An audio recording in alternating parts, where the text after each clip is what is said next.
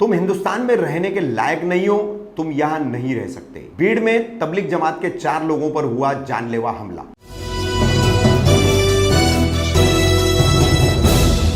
मैं रफीक कामदार, हिंदुस्तानी रिपोर्टर में आपका स्वागत है। महाराष्ट्र के बीड़ जिले के होल गांव में 16 सितंबर को एक वारदात हुई है।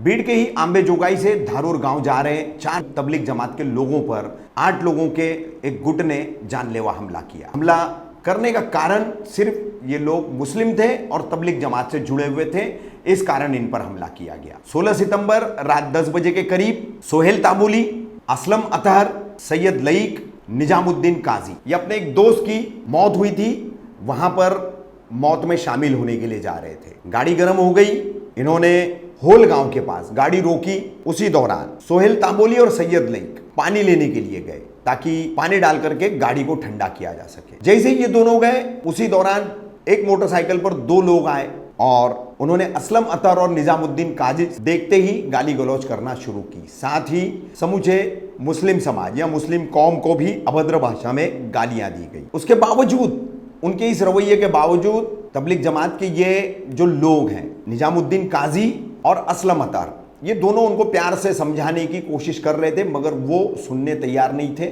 उन्होंने सीधा इन दोनों को मारना पीटना शुरू कर दिया। उसी दौरान पानी लेने गए सोहेल तांबोली और सैयद लईक भी लौट आए। वहीं मोटरसाइकिल पर जो 2 हमलावर आए थे, उन्होंने फोन करके और अपने 6 साथियों को बुलाया। ये 6 साथी लाठी डंडों से लैस होकर के आए। सोहेल तांबोली, सैयद लईक, निजामुद्दीन काजी और असलम अतहर, इन चारों को बुरी तरीके से मारा पीटा गया। इनकी दाढ़ियां खींची गई, टोपियां खींची गई और इन्हें कहा गया कि तुम हिंदुस्तान में रहने के लायक नहीं हो, तुम यहां नहीं रह सकते। बहरहाल पहले असलम अतहर और निजामुद्दीन जैसे तैसे हमलावरों से बच करके भागे। थोड़ी दूर पर एक फार्म हाउस में उन्होंने पनाह ली, वहां से अपने गांवों में उन्होंने संपर्क किया।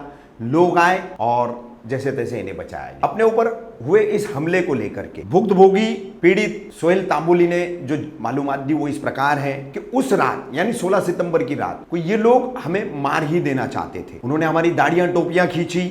हमलावरों ने, एक ने मेरे सर पर 2 बार ईंट मारी और तब तक लाठी से वो मारता रहा जब तक लाठी टूट नहीं गई। वहीं असलम अतहर ने बताया, उन्होंने मुझे घूंसों और लाठियों से मारा। मैं वहां से भाग निकला। भागते हुए मैंने देखा कि वो मेरे अन्य साथी लोगों को दरिंदगी से मारपीट कर रहे हैं। सैयद लईक का कहना है कि हमें पता ही नहीं चला कि इन लोगों ने हम पर हमला क्यों किया है। ऐसा लग रहा था जैसे कि कोई बहुत पुरानी दुश्मनी है। हम उनको बात करने की कोशिश कर रहे थे, लेकिन वो हमारी कोई बात सुनने तैयार नहीं थे।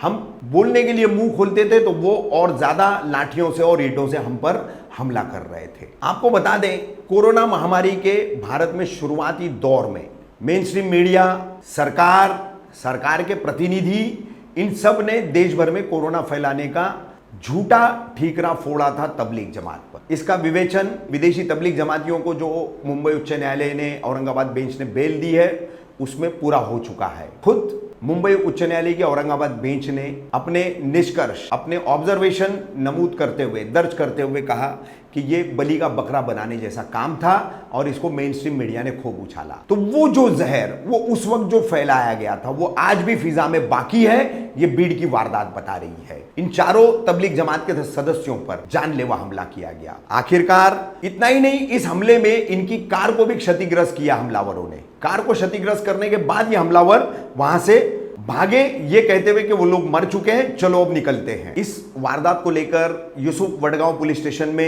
एफआईआर दर्ज की गई है। भारतीय दंड संहिता की धारा 307, 324, रॉयटिंग के सेक्शंस है आईपीसी के, उसमें भारतीय दंड संहिता के 147, 148, 149, 405 और 527, ऐसी ये तमाम धाराएं लगाई गई है। लेकिन इसमें धार्मिक विद्वेष का या धर्म विशेष के आधार पर हमला करने की कोई धारा नहीं लगाई गई है, जो कि लगनी चाहिए। बहरहाल बीड़ के होल गांव में ये वारदात हुई है, जिसने साबित कर दिया कि भारत में धार्मिक विद्वेष का कोरोना की आड़ में जो जहर फैलाया गया था वो अभी भी बाकी है और फिजा में जहां वहां वो घूम रहा। हम आपको तस्वीरें दिखा रहे हैं इन तबलीग जमात के सदस्यों की, सोहेल ताबूली, सैयद लईक, असलम अतहर और निजामुद्दीन काजी की, कि किस तरीके से इनके साथ मारपीट हुई थी और घायल हुए थे। वहीं एक तस्वीर और है जो हमलावरों की है, वो भी आपको हम दिखा रहे हैं। पुलिस ने मामला दर्ज करने के बाद 2 हमलावरों को गिरफ्तार किया है, जिनका नाम नारायण धनराज घुगे और राहुल तुकाराम घुगे बताया जा रहा है। अन्य आरोपियों की पुलिस तलाश कर रही है।